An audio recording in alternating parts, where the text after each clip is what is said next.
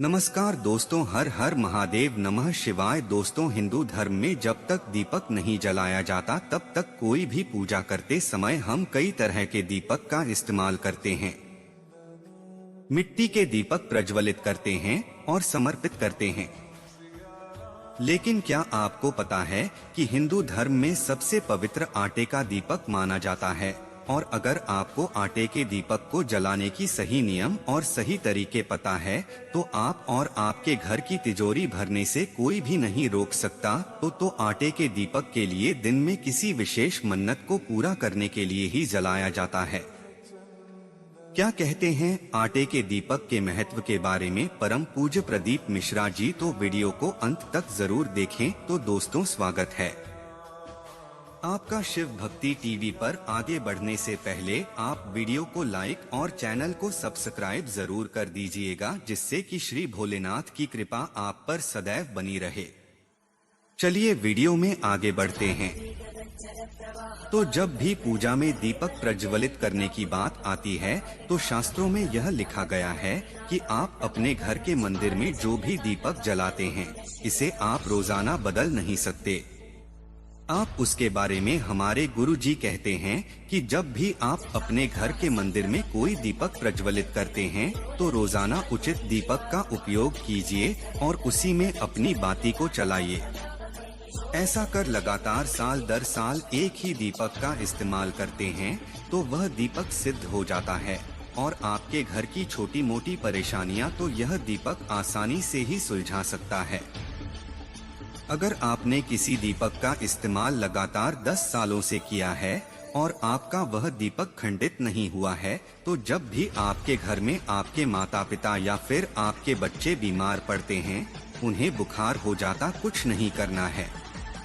मिट्टी के बर्तन में या फिर तांबे का बर्तन का पानी आप ले सकते। इसमें दीपक को साफ करके थोड़ी देर के लिए उस पानी में डाल दीजिए। अब 1 घंटे तक पानी को रखा रहने दीजिए, फिर अपने घर के बीमार लोगों को पिला दीजिए और फिर दीपक का चमत्कार देखिए। यह पानी इतना शक्तिशाली हो गया है कि मिनटों में ही बुखार को खत्म करने की ताकत रखता है। तो दीपक कई प्रभावित शक्ति होती है। हिंदू धर्म की आरती की जाती है तो उनकी पूजा अनुष्ठान किया जाता है। धार्मिक मान्यता के अनुसार अगर घर में रोजाना दीपक प्रज्वलित होता है तो घर सकारात्मक भी हो जाता है। अपने घर में अलग अलग भागों के दीपक जलाते हैं। लोग मिट्टी के दीपक जलाते हैं, लेकिन दीपक प्रज्वलित किया जाता है। आपने देखा होगा कि दीपावली से पहले धनतेरस वाले दिन आने का दीपक जलाने का विधान बताया जाता है। ऐसा करने से माता लक्ष्मी प्रसन्न होती हैं और हमारी अपनी कृपा बनाए रखती हैं। जरा आटे के दीपक के लाभ भी देखिए।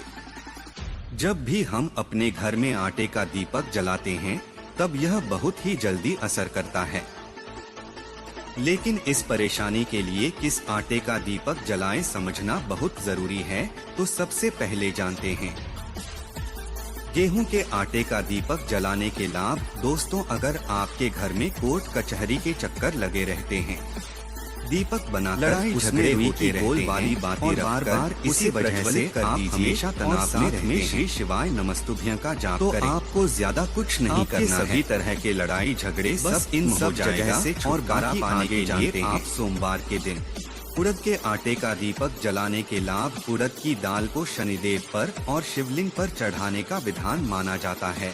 और अगर आपके शत्रु आपको पकड़ना चाहते हैं तो आपको उड़द की दाल को पीसकर उसके आटे का आपको सरसों का तेल भरना है और गोल बाली बाती लगाकर आपको पीपल के वृक्ष के नीचे यह शनि देव की मंदिर में भी इस दीपक को शनिवार के दिन जलाकर आ जाना है।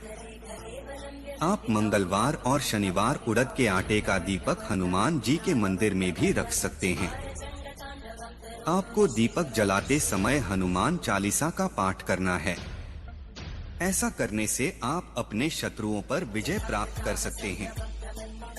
अगर आपके घर में लड़ाई झगड़े बने रहते हैं, घर के सदस्यों ने हमेशा मनमुटाव रहते हैं, जिसकी वजह से आपके घर में माता लक्ष्मी का प्रवेश नहीं हो पा रहा है। एक एक दाने के लिए आप मोहताज रहते हैं, तो आप अपने घर में हर रोज माता लक्ष्मी का नाम लेकर मूंग की दाल के आटे का दीपक जलाएं।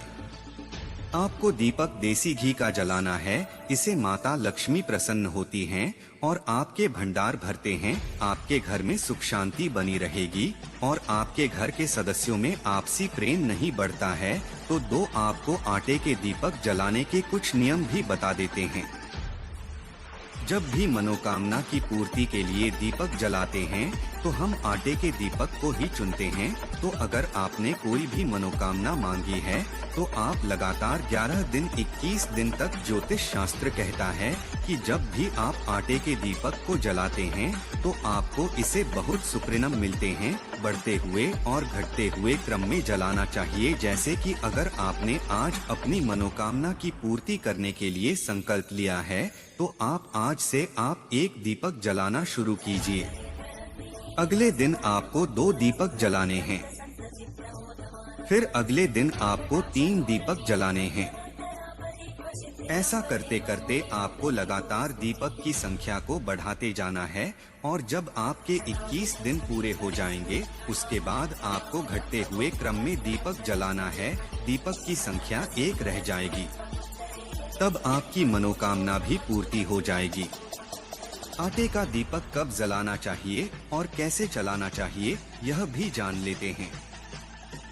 शास्त्र कहता है कि जब भी आप शिवजी के सामने आटे का दीपक जलाते हैं, तो शिवजी आपको कर्ज मुक्ति, आर्थिक तंगी और शनिदेव के प्रकोप से छुटकारा दिलाते हैं। वही घर में अन्न और धन की कमी नहीं रहती है। तो आपको अपनी रसोई घर की पूर्व उत्तर दिशा में माता अन्नपूर्णा का नाम लेकर आटे का एक दीपक जरूर जलाना चाहिए, क्योंकि कि आपके घर की आर्थिक तंगी दूर होती है। जो तुम वही आटे के दीपक को मनोकामना की पूर्ति के लिए जलाया जाता है। तो अगर आपके ऊपर बहुत ज्यादा कर्जा हो गया है या फिर आपके घर में बच्चों की शादियां नहीं हो पा रही हैं, आपको नौकरी नहीं मिल पा रही है या फिर बीमारी घर से जाने का नाम नहीं ले रही या फिर बहुत कोशिश करने के बाद भी आपको संतान सुख नहीं मिल रहा, आपके अपने घर का सपना पूरा नहीं हो रहा, घर में हमेशा व्यस्त रहते हैं, पति पत्नी आपस में झगड़ते हैं, तो आप अपने इष्ट देव के सामने आटे के दीपक को जलाने का संकल्प लें और लगातार नियम के अनुसार आटे के दीपक को जलाना शुरू करें। ऐसा करने से आपकी हर तरह की समस्या बहुत जल्दी दूर हो जाएगी। वहीं अगर आपकी कुंडली में मंगल दोष है, तो आपको हनुमान जी के लिए मंगलवार का व्रत रखना होगा और हर मंगलवार को